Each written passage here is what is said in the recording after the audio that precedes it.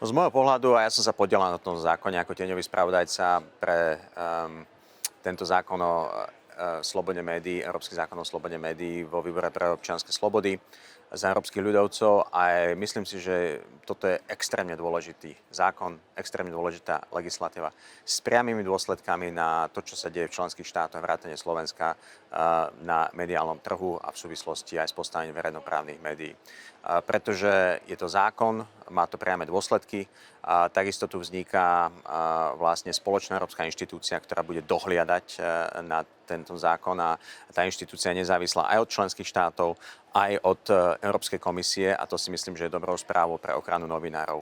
Z hľadiska ochrany novinárov, to, čo sa dostáva do tej legislatívy, je veľmi jasná ochrana novinárov z očí voči špionážnym softverom a špehovaniu novinárov. A s týmto máme skúsenosti naprieč Európskou úniou. So špehovaním novinárov máme aj tú najtragickejšiu skúsenosť v súvislosti s Jánom Kuciakom, ktorý bol špehovaný a napokon bol zamraždený. Čiže toto si myslím, že je dobrá správa takisto pre Slovensko.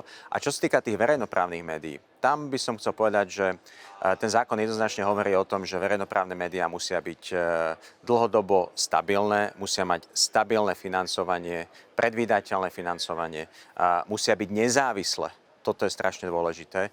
A všetky tieto princípy sú vecou, nad ktorou má dohliadať nielen to vnútroštátne prostredie, ale dnes aj to spoločné európske prostredie. A myslím si, že to je výstražný prst aj pre akúkoľvek snahu, koľkoľvek na Slovensku sprivatizovať si verejnoprávne médiá. Pretože nesmú byť politickým nástrojom, musia slúžiť verejnosti. Ale zároveň tam máme aj veľmi dôležité ustanovenia pre ten súkromný mediálny trh. Pretože tie súkromné médiá musia takisto mať zodpovednosť za obsah, ktorý šíria.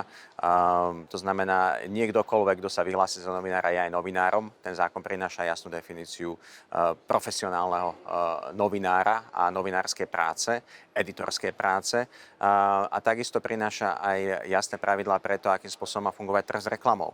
Bo to je jeden z politických nástrojov na ten mediálny vplyv a jednoducho tá reklama musí ísť všetkým. To znamená, niekto nemôže rozhodovať o všetkej reklame.